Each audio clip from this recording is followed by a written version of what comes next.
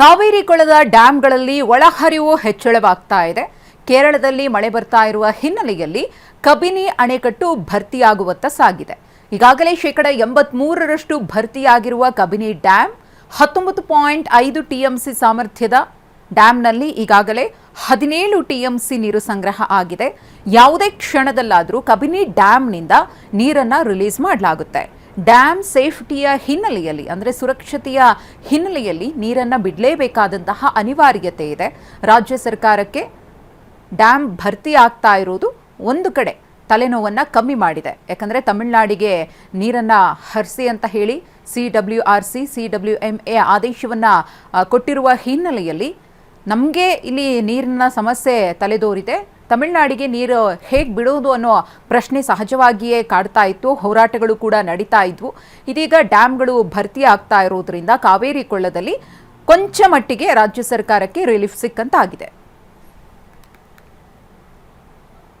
ಧಾರಾಕಾರ ಮಳೆಯಿಂದ ತುಂಗಾ ಡ್ಯಾಂ ಭರ್ತಿಯ ಹಿನ್ನೆಲೆಯಲ್ಲಿ ತುಂಗಾ ಡ್ಯಾಂನ 22 ಗೇಟ್ಗಳಿಂದ ಓಪನ್ ಮಾಡಿ ನೀರನ್ನು ರಿಲೀಸ್ ಮಾಡಲಾಗಿದೆ. ತುಂಗಾ ನದಿಗೆ 55,000 ಕ್ಯೂಸೆಕ್ ನೀರು ಬಿಡುಗಡೆ.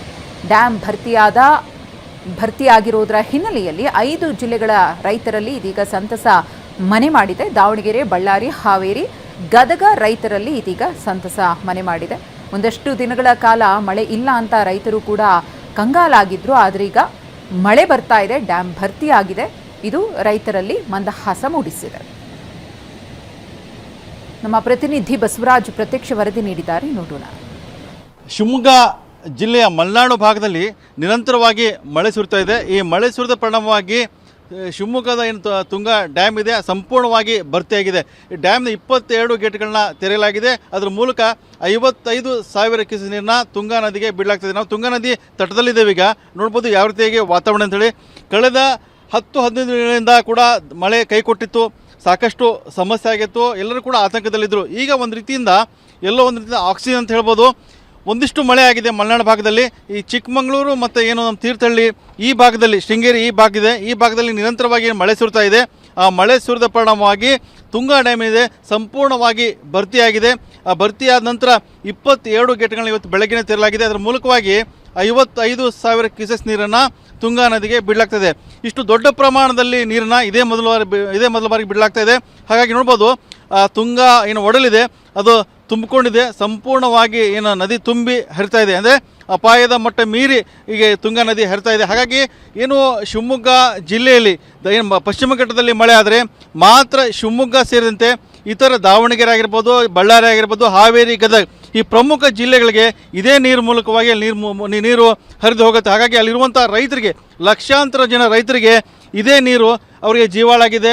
ಇದೇ ನೀರು ಮೂಲಕವಾಗಿ ಅವರು ಬದುಕು ಕಟ್ಕೊಳ್ಬೇಕಾಗಿದೆ. ಹಾಗಾಗಿ ಎಲ್ಲೋ ಒಂದು ಕಡೆಯಿಂದ ಖುಷಿ ಪಡುವಂಥ ವಿಷಯ ಅಂತಂದರೆ ಏನು ಮುಂಗಾರು ಮಳೆ ಏನು ಕೈ ಕೊಟ್ಟಿತ್ತು, ಈ ಮುಂಗಾರು ಮಳೆ ಈಗ ಜುಲೈ ಕೊನೆ ವಾರ ಮತ್ತು ಆಗಸ್ಟ್ ಮೊದಲನೇ ದಿವಸ, ಇವತ್ತು ಮೊದಲನೇ ದಿನ ಆಗಿದೆ. ಹಾಗಾಗಿ ಇಲ್ಲಿ ಕೂಡ ಮಳೆ ಶುರುವಾಗಿದೆ. ಮಳೆ ಶುರುವಾಗಿದ್ದರಿಂದ ಸಾಕಷ್ಟು ಅನುಕೂಲ ಆಗಿದೆ ಅಂತ ಹೇಳ್ಬೋದು.